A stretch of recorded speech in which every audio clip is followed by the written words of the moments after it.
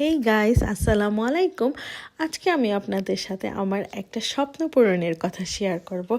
আসলে মানুষের সব সময় স্বপ্ন দেখা উচিত, বা সেটা ছোট হোক বড় হোক, ছোট ছোট স্বপ্নেও অনেক খুশি লাগে যখন পূরণ হয়, আর বড় বড় স্বপ্নেও অনেক খুশি লাগে।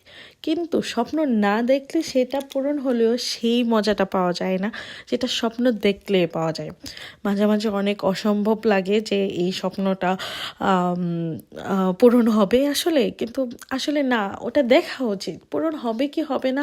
আর একটা না একটা সময় আমার মনে হয় আল্লাহ কোনো একটা স্বপ্ন দেখলে ওইটা পূরণ করে দেয়। আমার সাথে তো তাই হয়েছে, সেটা ছোট হোক কিংবা বড় হোক। মাশাল্লাহ মাশাল্লাহ।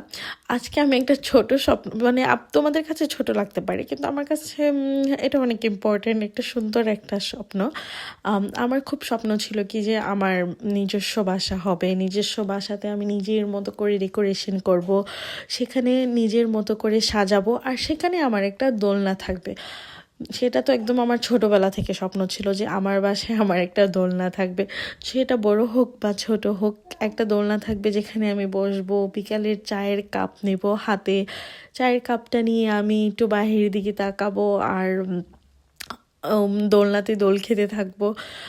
এই স্বপ্নটা আমার এত ছিল যে আমি প্রায়ই মাঝে মাঝে দেখতাম। কিন্তু যখন ইতালি আসলাম, বাসা নিলাম, তখনও ভাবছিলাম নিব।